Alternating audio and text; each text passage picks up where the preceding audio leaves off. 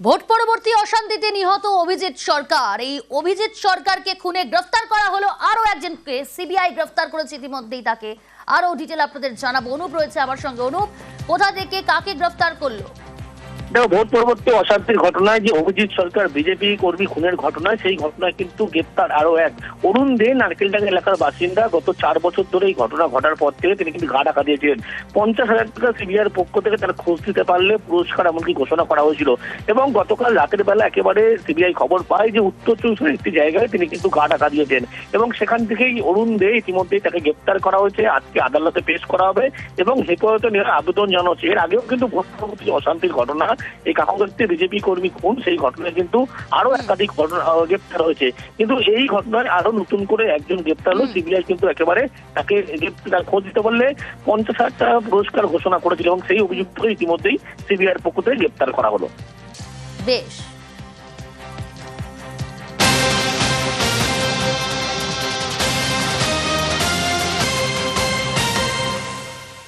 আসি পরের খবরে।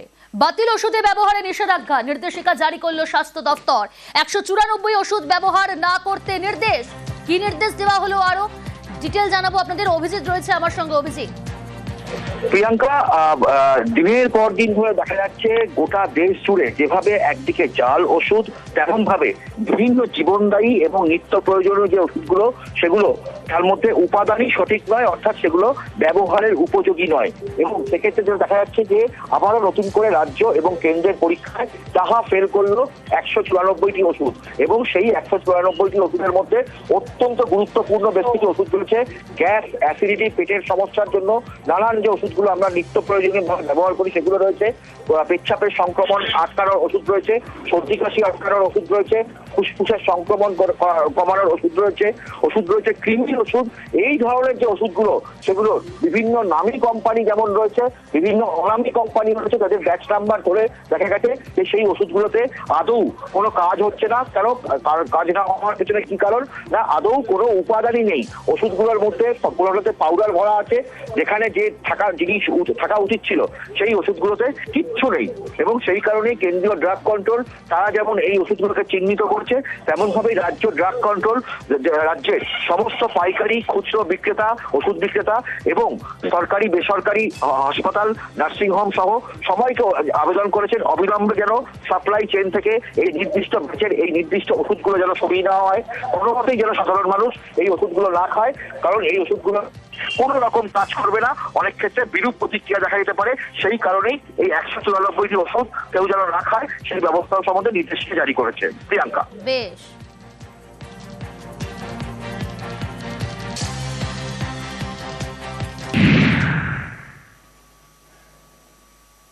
মহাকাশে ভারতের শুভযাত্রা। আজ আন্তর্জাতিক স্পেস স্টেশনে শুভাংশু শুক্লারা 28 ঘন্টা পর আজই আইএসএস এ ডকিং। কিন্তু কখনই ডকিং প্রক্রিয়া শুরু হবে ডিটেল আপনাদের জানাবো। অতনু রয়েছে আমার সঙ্গে। অতনু, এই প্রক্রিয়া কখন থেকে শুরু হবে? এই ডকিং একটা খুব অদ্ভুত জিনিস। এই ডকিং আর আনডকিং, ডকিং এর সময় যদি সামান্য কিছু সমস্যা হয়, আনডকিং এর সময় সেই ফুলটা শোধরাতে গেলে খুব মুশকিল হয়ে যাবে। যে সমস্যা হয়েছিল সুনিতা উইলিয়ামসের ক্ষেত্রে, যার জন্য তাকে 8 মাসের জায়গায় দীর্ঘদিন তাকে সেখানে থাকতে হচ্ছে। তো এই ডকিং প্রক্রিয়া শুরু হওয়ার পরে এই পুরো প্রসেসটা মোটামুটি ঘন্টা দেড়েকের প্রসেস। সবচেয়ে গুরুত্বপূর্ণ একদম যখন ইন্টারন্যাশনাল স্পেস স্টেশনের কাছাকাছি, সবচেয়ে কাছাকাছি যে সময় এই স্পেসশিপটা কানেক্ট করবে ইন্টারন্যাশনাল স্পেস স্টেশনকে, এই কানেক্ট করা বা দুটো টাচ হবে যখন যে ডাকের মাধ্যমে, সেটাকে বলা হয় ডকিং। যার মাধ্যমে এই যে 4 জন রয়েছেন, এই 4 জন তারা পৌঁছবেন ইন্টারন্যাশনাল স্পেস স্টেশনে। এবং এটাও গতকাল যেমন আমরা বলছিলাম যে একটা বিরল মুহূর্ত আমাদের জন্য, 41 বছর পর এরকম একটা দিন আমরা দেখলাম। রাকেশ শর্মার পর এবার শুভাংশু শুক্লা প্রথম মহাকাশে গেলেন।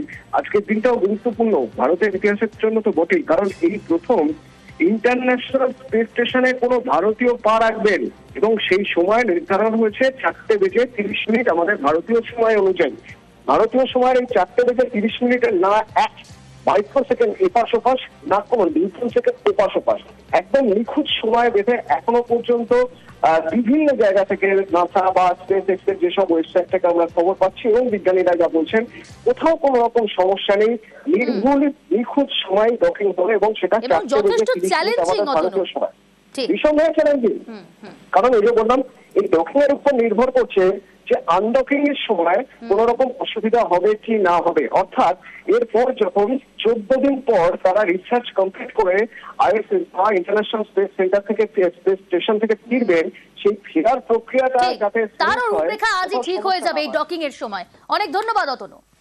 ভোট পরবর্তী অশান্তিতে নিহত অভিজিৎ সরকার, এই অভিজিৎ সরকারকে খুনে গ্রেফতার করা হলো আরো একজনকে, সিবিআই গ্রেফতার করেছে ইতিমধ্যেই তাকে।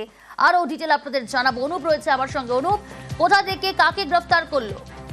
দেখো, ভোট পরবর্তী অশান্তির ঘটনায় যে অভিজিৎ সরকার বিজেপি কর্মী খুনের ঘটনায়, সেই ঘটনায় কিন্তু গ্রেপ্তার আরো এক অরুণ দে, নারকেলডাঙ্গা এলাকার বাসিন্দা। গত 4 বছর ধরে এই ঘটনা ঘটার পর থেকে তিনি কিন্তু গা ঢাকা দিয়েছিলেন।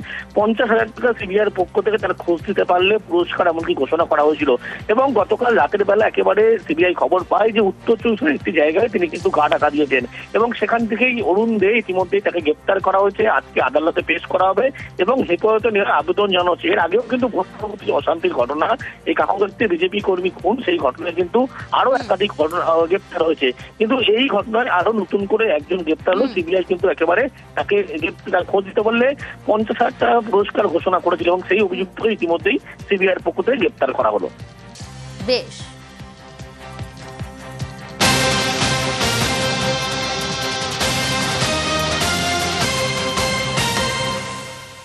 আসি পরের খবরে। বাতিল ওষুধে ব্যবহারে নিষেধাজ্ঞা, নির্দেশিকা জারি করল স্বাস্থ্য দপ্তর। 194 ওষুধ ব্যবহার না করতে নির্দেশ। কি নির্দেশ দেওয়া হলো আরো ডিটেল জানাবো আপনাদের। অভিজিৎ রয়েছে আমার সঙ্গে। অভিজিৎ, প্রিয়াঙ্কা, দিনের পর দিন ধরে দেখা যাচ্ছে গোটা দেশ জুড়ে যেভাবে একদিকে জাল ওষুধ, তেমন ভাবে বিভিন্ন জীবনদায়ী এবং নিত্য প্রয়োজনীয় যে ওষুধগুলো, সেগুলো তার মধ্যে উপাদানই সঠিক নয়, অর্থাৎ সেগুলো ব্যবহারের উপযোগী নয়। এবং সেক্ষেত্রে দেখা যাচ্ছে যে আবারও নতুন করে রাজ্য এবং কেন্দ্রের পরীক্ষায় তাহা ফেল করলো 194টি ওষুধ। এবং সেই 194টি ওষুধের মধ্যে অত্যন্ত গুরুত্বপূর্ণ বেশ কিছু ওষুধ রয়েছে।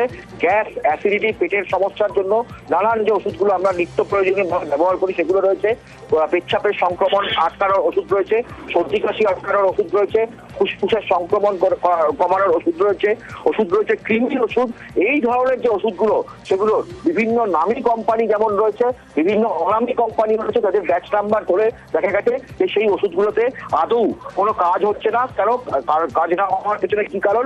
না, আদৌ কোনো উপাদানই নেই ওষুধগুলোর মধ্যে। সবগুলোতে পাউডার ভরা আছে, যেখানে যে জিনিস থাকা উচিত ছিল সেই ওষুধগুলোতে কিচ্ছু নেই। এবং সেই কারণে কেন্দ্রীয় ড্রাগ কন্ট্রোল তারা যেমন এই ওষুধগুলোকে চিহ্নিত করছে, তেমন ভাবেই রাজ্য ড্রাগ কন্ট্রোল রাজ্যের সমস্ত পাইকারি, খুচরো বিক্রেতা, ওষুধ বিক্রেতা এবং সরকারি বেসরকারি হাসপাতাল, নার্সিংহোম সহ সবাইকে আবেদন করেছেন অবিলম্বে যেন সাপ্লাই চেইন থেকে এই নির্দিষ্ট ব্যাচের এই নির্দিষ্ট ওষুধগুলো যেন সরিয়ে নেওয়া হয়। কোনোমতেই যেন সাধারণ মানুষ এই ওষুধগুলো না খায়, কারণ এই ওষুধগুলো কোন রকম কাজ করবে না, অনেক ক্ষেত্রে বিরূপ প্রতিক্রিয়া দেখা যেতে পারে। সেই কারণেই এই 194টি ওষুধ কেউ যেন না খায় সেই ব্যবস্থা সম্বন্ধে নির্দেশিকা জারি করেছে। প্রিয়াঙ্কা, বেশ।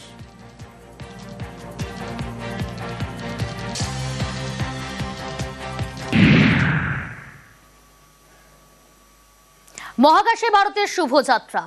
আজ আন্তর্জাতিক স্পেস স্টেশনে শুভাংশু শুক্লারা। 28 ঘন্টা পর আজই আইএসএস এ ডকিং। কিন্তু কখনই ডকিং প্রক্রিয়া শুরু হবে ডিটেল আপনাদের জানাবো। অতনু রয়েছে আমার সঙ্গে। অতনু, এই প্রক্রিয়া কখন থেকে শুরু হবে? এই ডকিং একটা খুব অদ্ভুত জিনিস। এই ডকিং আর আনডকিং, ডকিং এর সময় যদি সামান্য কিছু সমস্যা হয়, আনডকিং এর সময় সেই পুলটা শোধরাতে গেলে খুব মুশকিল হয়ে যাবে। যে সমস্যা হয়েছিল সুমিতা উইলিয়ামসের ক্ষেত্রে, যার জন্য তাকে 8 মাসের জায়গায় দীর্ঘদিন তাকে সেখানে থাকতে হচ্ছে। তো এই ডকিং প্রক্রিয়া শুরু হওয়ার পর এই পুরো প্রসেসটা মোটামুটি ঘন্টা দেড়েকের প্রসেস। সবচেয়ে গুরুত্বপূর্ণ একদম যখন ইন্টারন্যাশনাল স্পেস স্টেশনের কাছাকাছি, সবচেয়ে কাছাকাছি যে সময় এই স্পেসশিপটা কানেক্ট করবে ইন্টারন্যাশনাল স্পেস স্টেশনকে, এই কানেক্ট করা বা দুটো টাচ হবে যখন যে ডাকের মাধ্যমে, সেটাকে বলা হয় ডকিং। যার মাধ্যমে এই যে 4 জন রয়েছেন, এই 4 জন তারা পৌঁছবেন ইন্টারন্যাশনাল স্পেস স্টেশনে। এবং এটাও গতকাল যেমন আমরা বলছিলাম যে একটা বিরল মুহূর্ত আমাদের জন্য, 41 বছর পর এরকম একটা দিন আমরা দেখলাম। রাকেশ শর্মার পর এবার শুভাংশু শুক্লা প্রথম মহাকাশে গেলেন। আজকের দিনটাও গুরুত্বপূর্ণ ভারতের ইতিহাসের জন্য তো বটেই, কারণ এই প্রথম ইন্টারন্যাশনাল স্পেস স্টেশনে কোনো ভারতীয় পা রাখবেন এবং সেই সময় নির্ধারণ হয়েছে 4:30 আমাদের ভারতীয় সময় অনুযায়ী। ভারতীয় সময়ের এই 4:30 না এক মাইক্রোসেকেন্ড এপাশ ওপাশ, না কোনো মিলিয়ন সেকেন্ড এপাশ ওপাশ, একদম নিখুঁত সময় বেঁধে এখনো পর্যন্ত বিভিন্ন জায়গা থেকে নাসা বা স্পেস এক্সের যেসব ওয়েবসাইট থেকে আমরা খবর পাচ্ছি এবং বিজ্ঞানীরা যা বলছেন, কোথাও কোনো রকম সমস্যা নেই, নির্ভুল নিখুঁত সময় ডকিং হবে এবং সেটা যথেষ্ট চ্যালেঞ্জিং ভারতীয় সময়। নিঃসন্দেহে চ্যালেঞ্জিং, কারণ এই যে বললাম এই ডকিং এর উপর নির্ভর করছে যে আনডকিং এর সময় কোন রকম অসুবিধা হবে কি না হবে। অর্থাৎ এরপর যখন 14 দিন পর তারা রিসার্চ কমপ্লিট করে আইএসএস বা ইন্টারন্যাশনাল স্পেস সেন্টার থেকে স্পেস স্টেশন থেকে ফিরবেন, সেই ফেরার প্রক্রিয়াটা যাতে তার রূপরেখা আজই ঠিক হয়ে যাবে এই ডকিং এর সময়। অনেক ধন্যবাদ অতনু।